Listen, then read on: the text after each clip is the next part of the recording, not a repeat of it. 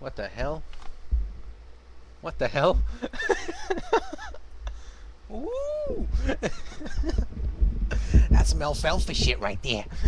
Oh, wait, hello, YouTubers. I just noticed that just now. My hair was like, woo! I was like, wait, what's that? Anyway. That was funny. To me, anyway. Probably everyone's like, this guy's a corny idiot. Uh, so yeah. I was going to the thrift store with my brother because he was going to go get some clothes to do some to go to a wedding, my sister-in-law's sister's wedding, and they both got some nice clothes. So you know, I was in the back of the thrift store. It's called Savers, and we were back there, and I was looking through the electronics, and I saw one particular game. This game right here. You can get it on Wii Virtual Console. But yeah, called the Dolphin. The original cart, not that emulated shit. You know, I mean, I personally don't like using emulators if I can get the cart easily. So it's like, it takes the principle out of it. But I mean, if people can't, you know, don't want to like stack up all these like box cartridges and all that stuff, I can understand this. So, I'm sorry, not understand this. Wrong thing. I mean the Wii, but you know, of course, there's other people who just get ROMs and all that stuff. I mean, it's the principle of it is just far fetched. You know, you want to enjoy the classics. It don't feel the same. To be honest with you, folks, it don't feel the same when you play on your computer. It never does. When I play on the computer, my accuracy sucks. But if I actually play it on a real TV, I'm a hell of a lot better at the game on the TV. Because the controller feels right, when you're playing it rather than just programming something like this, and playing on your computer. Which, yeah, folks, this is hooked up to my computer. Everyone obviously knows you can get the adapter for the PS2 controller, N64, or whatever. And yeah, anyway, I only play games I actually own or plan to own. I've been playing this on the emulator for a little while. Been playing it. I got used to it a little bit, giving it new considerations and playing it. So, when I went to the Savers and saw the cart, I picked it up. I couldn't beat that. It's a classic anyway for some people.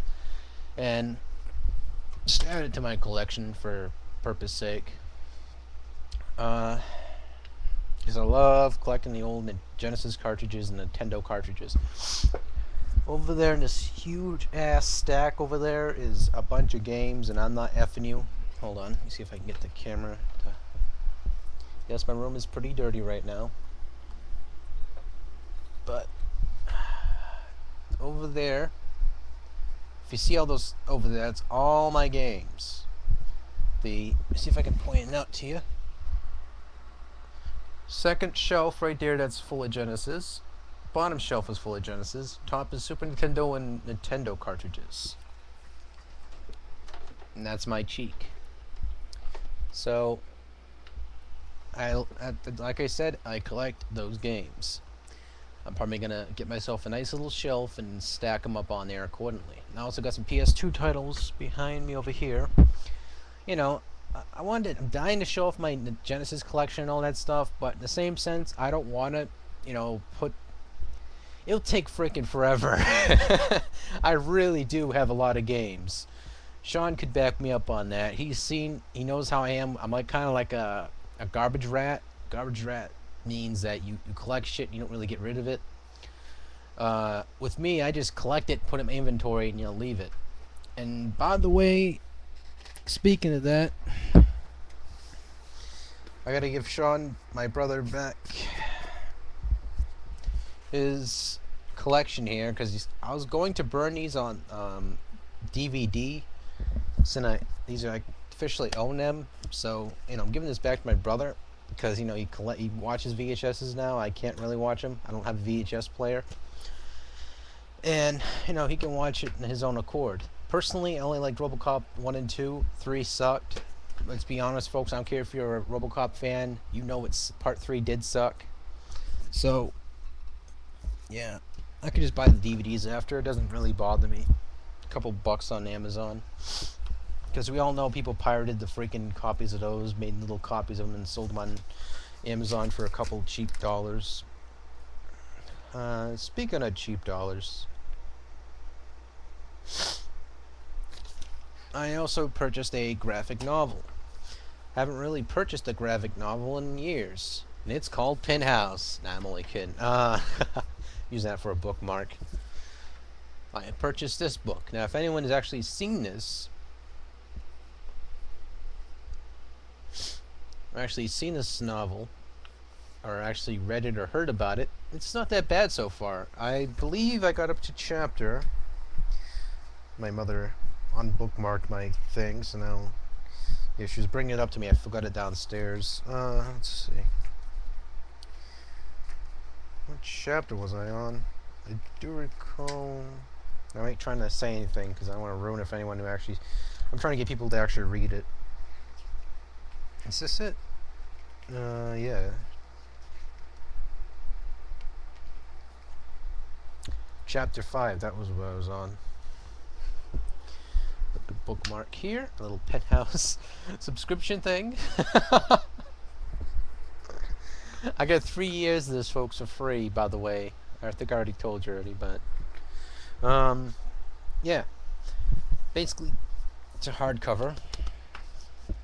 It's the story of this is basically this kid's like hyper intelligent or something like that, and I never really heard of this book up to I don't know. I heard about it very faintly, and then I saw this at Bill 19, a cheap store, for like under $5 range. Was it five? Yeah, $5 range. Doesn't say there anymore, but you can faintly see it right there. But yeah, I mean, I heard about the book. I heard it was okay. Now, if anyone likes collecting graphic novels, I'll show you a couple pages and what the detail is in this book. It's sort of like a anime meets one of those typical DC nowadays comic books. Not the 80s ones. The 80s ones more kind of have that classic cheese to them, but this is really what it looks like. Uniquely drawn.